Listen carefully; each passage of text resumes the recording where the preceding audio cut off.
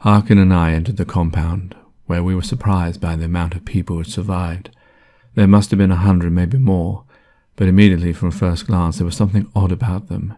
It was not their manner, but the way in which they dressed, tattered and torn, but I put this down at first to their inability to find new clothes. A tall man with a white beard approached me. "What do you want?" he said. "Want?" I said. "Yes, want. We have no need of anything you have." "No need, surely we all have need of one another." "We have no need of you. You do not even know me. Allow me to introduce—" Before I could utter my name, he said, "I have no need of your names, or in fact, to know of you. These are things of the past, not our future." "Your future?" I said. "Yes." He turned away and walked off. I ran after him and pulled on his arm to turn him to face me. "What's going on here? I'm a survivor like you." "I very much doubt it," he said. "I don't very much like the company you keep either." "Company," I said. "You mean Harkin. He's a friend." "A friend to whom?" "What?" I questioned. "Would you kill one who murdered your whole family a friend?" "Well, no," I answered quickly without thinking. "And why should you call a man who killed 1,000, 10,000, and soon 1,000,000, then 2, until all 6 billion men, women, and children lie dead on the soft soil on this once majestic earth, is that whom you would call a friend? As I said, I don't need your soul." I had no answer to give him to what he had said, for in a way he was right. But we had no choice now but to forget the past and try to forge a new beginning in the hope of saving mankind's great legacy. Another man came up and joined in the conversation. "Our name's Eugene. What's yours?" "James." "You see," the white-bearded man said, "you have already created interest in yourself. Do you think you come here and change our ways? Believe me now, you cannot. Many have tried and they have failed and will always fail, for man has no tie to that life he used to know. Now he must readdress the situation and live accordingly." I agreed and said, "Yes. But it's true, man must forgo some of his ways which no longer would find reason to be." "And your name?" I asked politely. "Max Ingram was the name to which I was known, but you can call me Leader. Welcome to my dominion. We are the Scrags." Harkin and I followed him as he entered a building. As we did so, the leader stared obtrusively at Harkin. He led us to a room full of televisions, wires, and computers. An operator sat at the desk full of buttons. The leader spoke in his ear, and the operator selected a button. A massive screen opened in front of us. Images of people walking about their way, going into shops, chatting with each other, walking for buses, was shown to us. The leader continued to look at Harkin sharply. All of a sudden, then, a crackle came from the picture.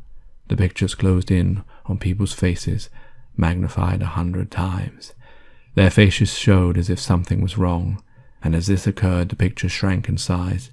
The screen now displays 20 or so little pictures of people's faces, and in the middle a street view, as suddenly, in real time, an invisible force evaporated all that was there, leaving the streets barren.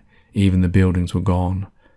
The operator, frantically, as if he was playing a piano in a concerto, pressed button after button, changing various CCTV shots of people dying, melting, running as the fog captured them. There were wide shots of plumes of thick, dark, dense fog, reaching from the heavens and descending across the skyline, images of people fading into dust. Over and over again, closer and closer, were shots of men, women, and children as they faced the moment of destruction. The screen was full again, and this time it showed the inside of a building, a factory full of people working, when after several shot changes, showing close-ups of people walking about their job, paper in hand, drinking cups of tea in the canteen, all the ordinary things that people used to do, when suddenly in a long shot covering the whole building from inside, the area was shrouded in darkness from one row of the building to the closest to the camera. The operator quickly cut to 10 different shots of people's reactions to what they had seen, and then he continued the original long shot, and we too saw what they had, as a plane careered through the building and burst into flames through the factory machine and people alike. All these images came with no sounds. It somehow made these ghostly images more ghastly. I imagined the sounds of building, the hum of everyday working life, then suddenly the plane crashing through the glass, splintering everywhere, the roar of the engines as the passengers were affected by the radiation, the noise of huge rods melting, bending and weeping. But I am not sure any of that would have been heard past the frantic screams of those below, fulfilling their destiny in this great disaster. Then the most gruesome of all the images he had saved to last, as the CCTV footage showed montage after montage of people's faces melting, people silently screaming in pain and writhing in complete agony. Despite these images being days old, it felt as if they were alive. The leader turned and put his hand on Harkin's shoulder, as the next shot showed something that caught Harkin's eyes. It was the base he had worked at. It showed the whole incident he had described to me. It even showed him running away.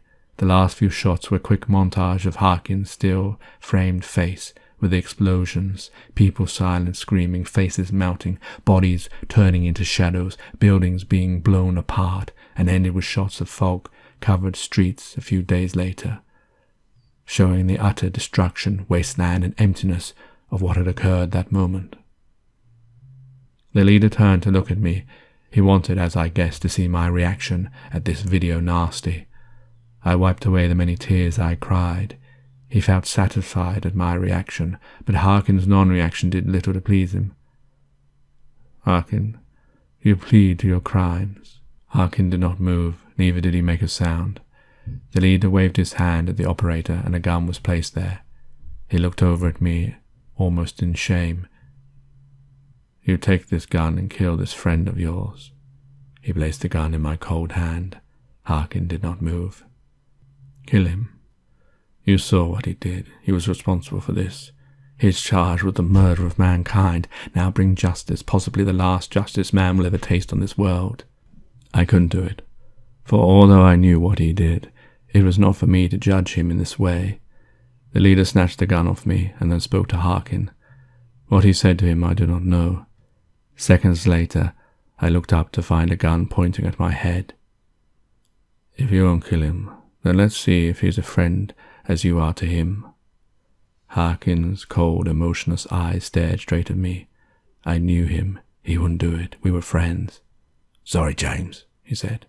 "It's you or me, you or me." I couldn't believe my ears as he spoke those words. I went into a daze, unbelieving of this situation, as he pushed the cold weapon to my temple. His finger twitched, and he pulled the trigger of the gun.